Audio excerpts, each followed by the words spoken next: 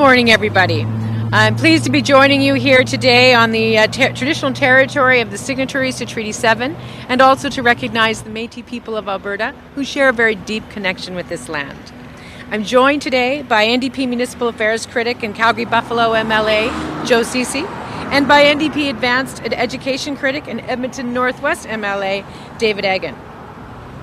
Albertans deserve a public health care system that is strong, that is public, that we can rely on, that we know is there when we need it. Albertans deserve to know there's an ambulance on the way when they're in distress and a bed available at the nearest hospital. Our public health care system is a critical part of caring for one another as Albertans. Beyond beds and beyond buildings and beyond ambulances, the COVID-19 pandemic has shown us what our healthcare system is truly made of.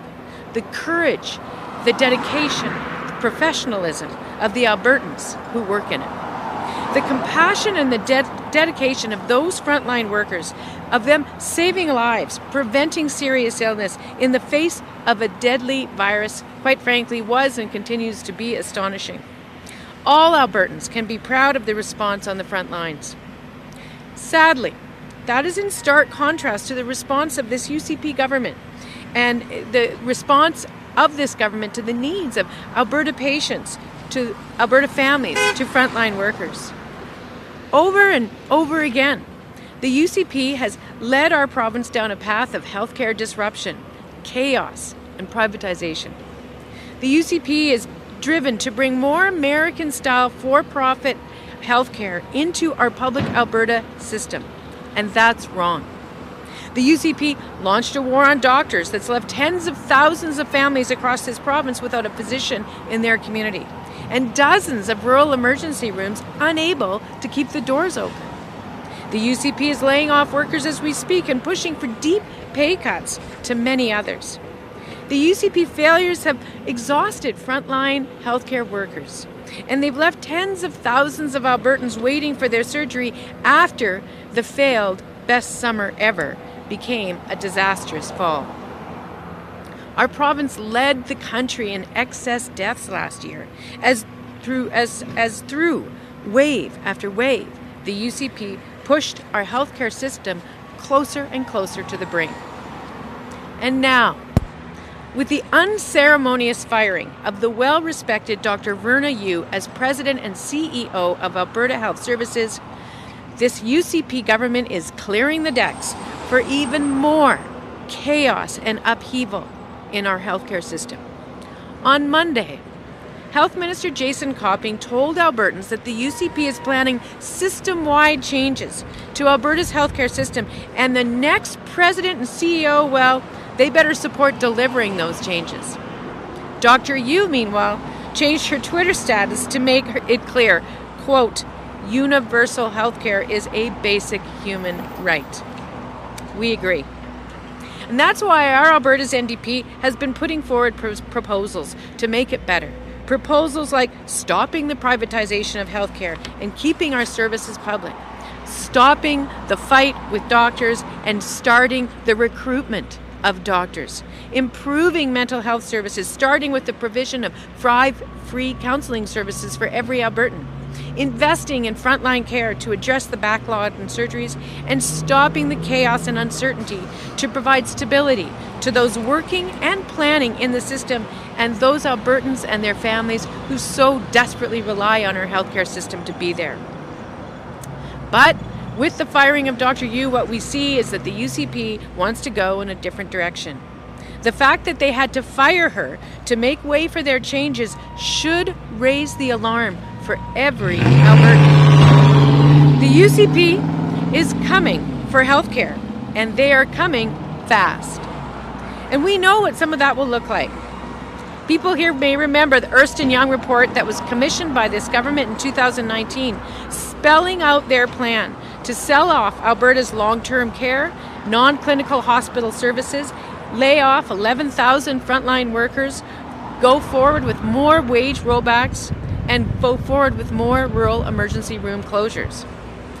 Recently, Budget 2022 doubled the proportion of surgeries Alberta contracted out to private facilities, taking important resources out of the public system, fragmenting it.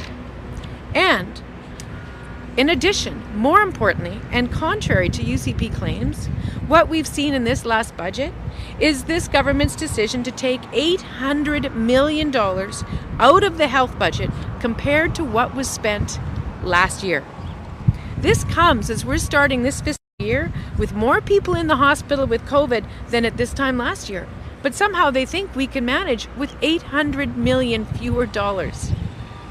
Let's be clear.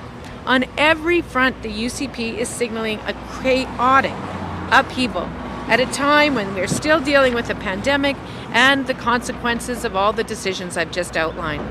So, the law says the next election is about a year away.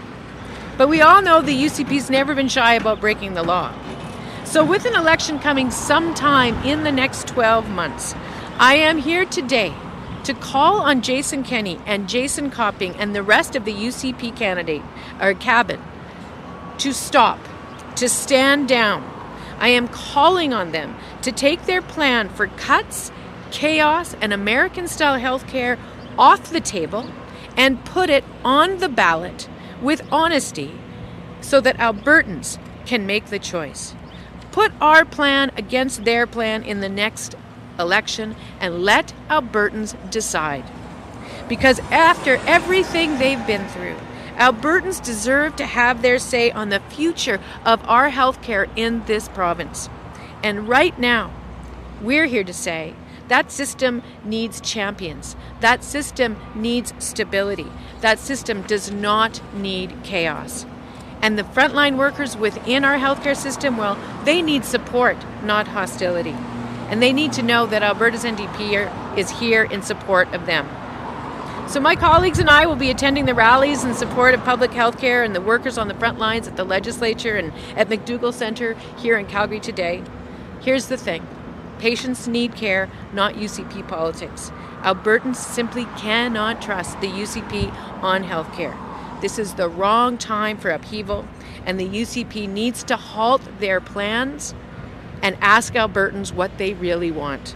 They do not have the mandate anymore to go forward with the kinds of changes they are signaling that they want to impose on Alberta families. It's wrong, and they must put a halt to it.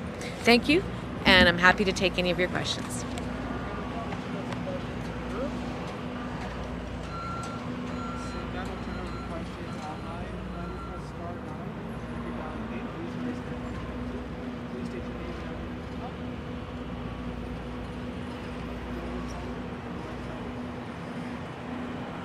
Hi, is that me? Mm-hmm. Yeah. Hi, it's Carrie Tate from the Globe and Mail. I'm wondering if you can give us some examples of where you see the government and its American-style privatization. We know that we already have private surgical clinics in Alberta, and there's no money for more of that in this year's budget. So what are the examples? Can you point us to some hard evidence? Sure. So the reason there's no money in the budget is probably because they're going to take it from current services and put it towards more surgical services, because they've absolutely committed to doubling the proportion of surgeries that are done in private clinics. In addition to that, we know that they have a plan to move forward with more private-style provision of long-term care. We also know through the Ernst & Young report, which was released at the very end of 2019, which kind of got put back on the back burner during COVID, that there is a plan to delist a whole range of services, which of course would result in not only privately delivered healthcare, but privately funded healthcare. And then of course what we see is what is in effect an $800 million cut to healthcare services here in Alberta this year compared to last year. And what we know that means is that it's chaos, and it's a chaos designed to create a market for more privately delivered and in some case privately funded healthcare services. Yes, thank you. Does the NDP have an alternative, or is the alternative to maintain the status quo? So our alternative is multi-pronged.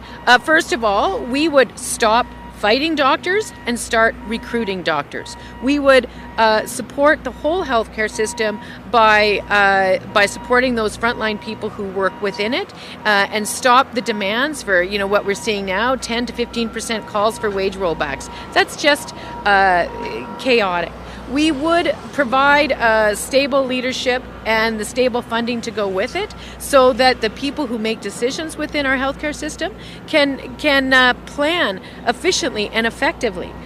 We would also move towards providing better supports for mental health. We know that's incredibly important, and we would start by offering free access to counseling, psychological counseling, for a certain number of sessions for all Albertans.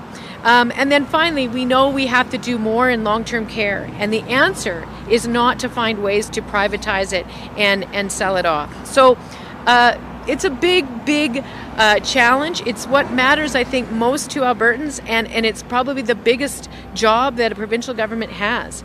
But we need to start by understanding that it is not a set of services that need to be thrown into chaos and pulled apart and sold off in bits and pieces.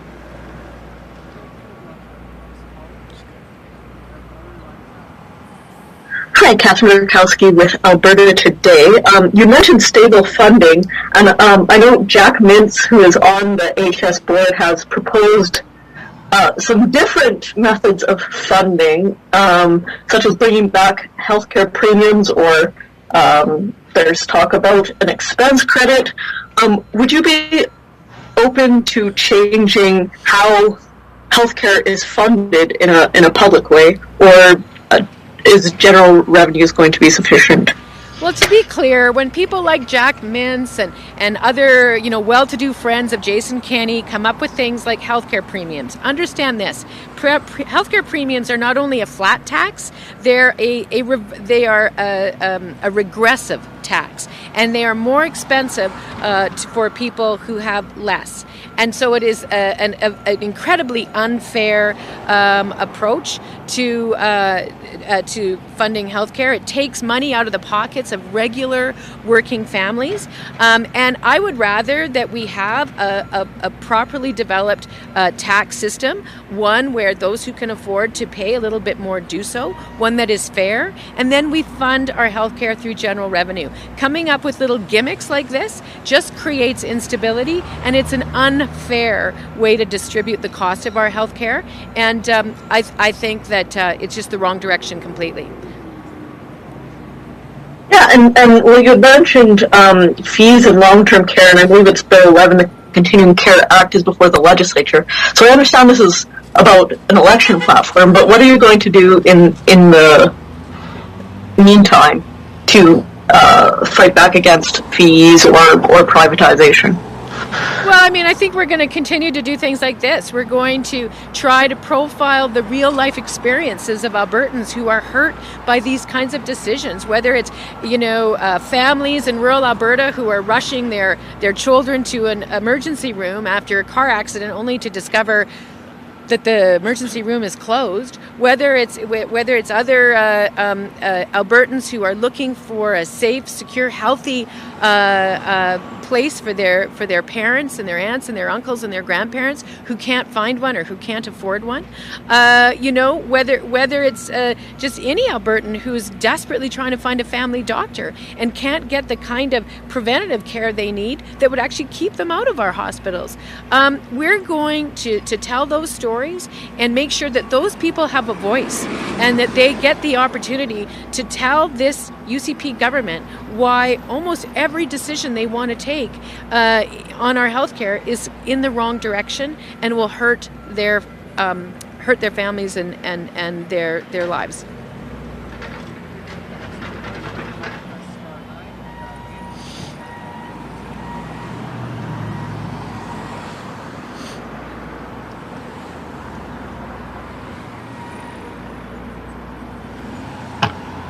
Hey there, Rachel Notley with the Western Standard.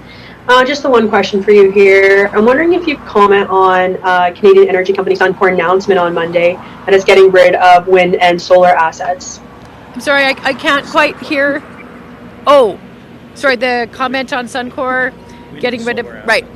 Well, I do know that what they are looking to try and do is to invest more in hydrogen, and I think maybe geothermal, because so they are still very much focused on different types of renewable and emissions reduction strategies. So that's good news. I do think that in the long term, we know that the wind and solar industry is one that will continue to grow and be very worthwhile for investors across North America to invest in here in Alberta. The technology is changing every day. The cost of solar, the cost of wind is coming down, and of course, the more progress we make on storage, the more worthwhile that investment will be.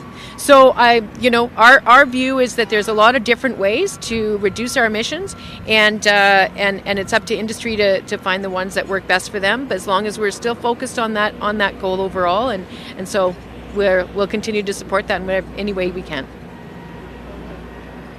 No, that's all right. Thank you. Mm-hmm.